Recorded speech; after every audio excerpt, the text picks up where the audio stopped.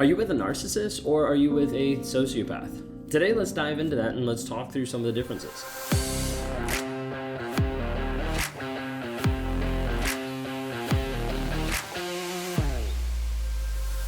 If you guys are new here, my name is Ben Taylor. I'm a self-aware narcissist on this channel to provide awareness, growth, healing, and change, and development. I work with people every single day across the globe trying to help them deal with the crazy making and the confusion of being with a toxic person.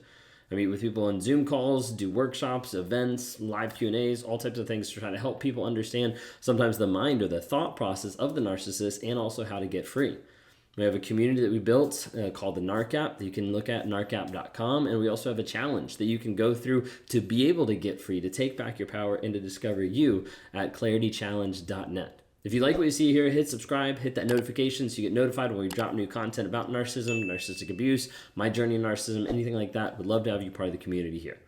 So when we're talking about narcissists or sociopaths, sometimes they seem very, very similar. And that's because a lot of times they are. At the end of the day, it doesn't really matter if a person's a narcissist or if a person's a sociopath. Are we looking for just that idea of if they're one or the other, then we know that we can leave, or that we know that what might happen, or we know what we can do at that point? Well, today we're going to dive in a little bit, and I just want to define narcissism and sociopath, give you some of the highlights of both of them, some of the differences, and then some of the ideas of what do we need to do about it. Or if you're with a person that's narcissistic or a sociopath, what's that look like? What do we actually have to do? So when we're talking about narcissism, there's 9 different characteristics. We're not going to dive through all of them, but I wanted to dive through some of them to give you just an overview, an idea of narcissistic personality disorder. When we're talking about it, we're talking about first off like that self-importance, that sense of grandiosity of I'm the best thing ever. No one else is as good as me. I'm the center of the universe. There's all this piece here that's like, oh, this is me. There's this piece of like entitlement that comes into it as well of like, because I'm the best thing ever, I'm also entitled to you. I'm entitled to your money. I'm entitled to your image. I'm entitled to your body. Like all those things are this aspect of narcissism that comes into it. There's also these fantasies, sometimes of power, of success, of ideal love, all these different things that are thought there that are something that also goes into the self-importance and the entitlement. For me, a big part of it was this idea of like a fantasy of like ideal love. Like the next person will actually be the right person. Like the next person will be the person that'll connect or that'll actually get me, that actually know me, things like that. Narcissists oftentimes are looking for excessive validation, admiration, like this idea of like, hey, I want all the attention on me.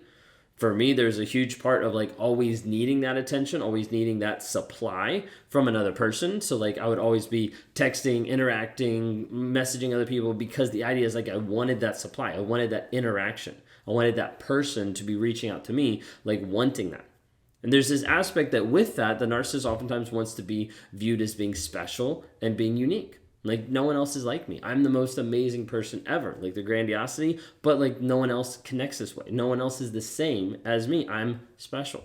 And oftentimes they only want to associate with other people that they identify in the moment as being special until they're not anymore, and then they no longer care about that person. Okay.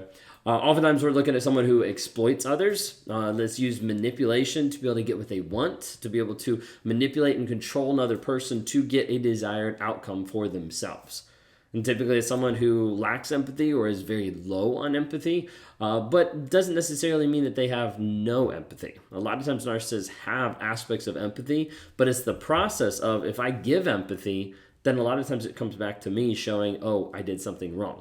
That's more of like, we can't do that. And so then it comes across as having no empathy at all. Oftentimes you're going to see them being envious of other people or thinking that other people are envious of them. So I didn't have as much of the aspect of being envious of other people, maybe sometimes of like specific things, like certain things, but there's more this thought process of like, because I'm so important, because I'm so special, because I have these fantasies and this entitlement, I believe that other people are envious of me.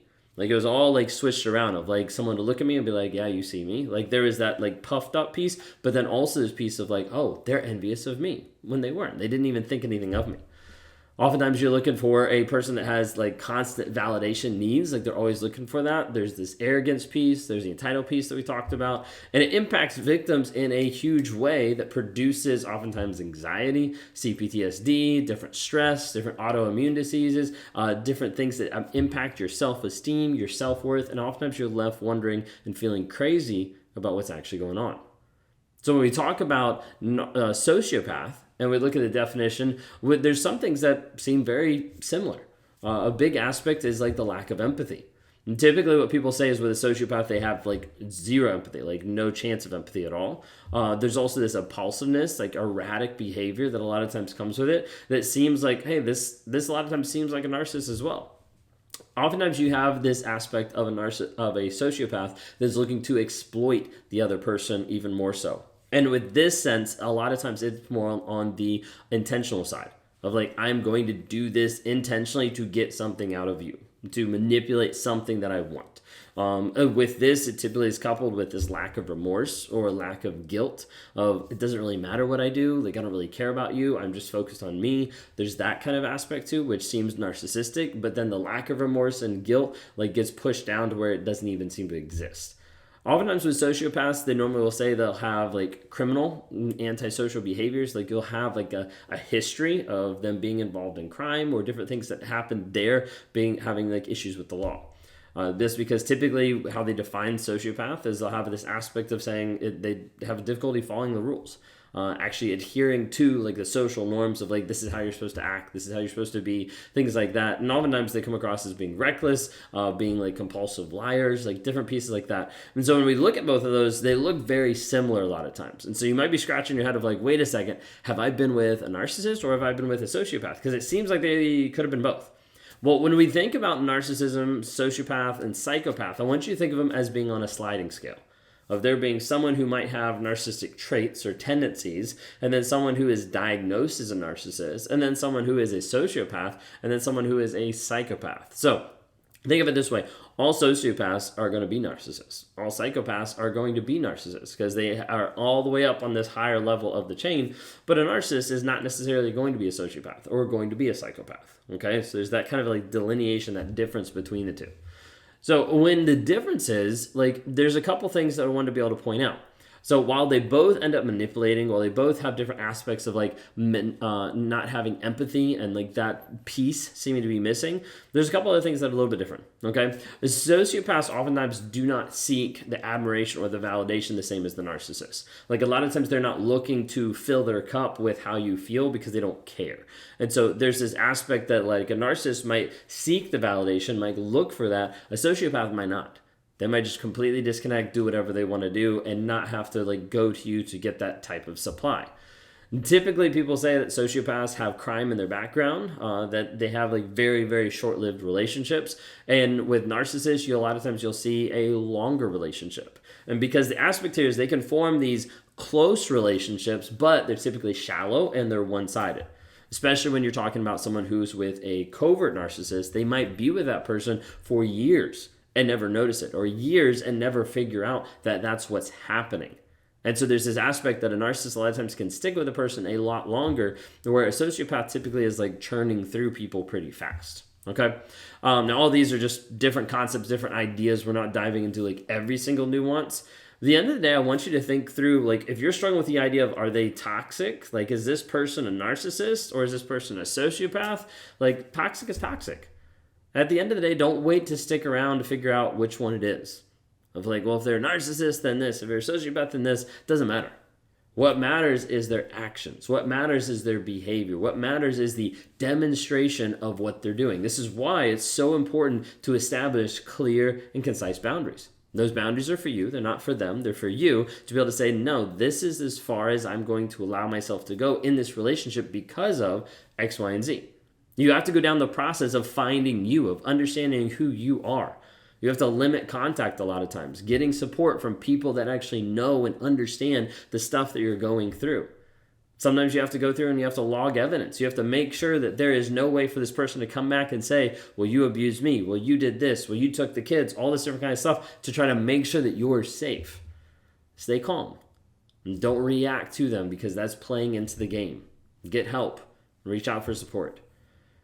You have to remember that sociopaths are narcissists, and both of them are dangerous when not treated.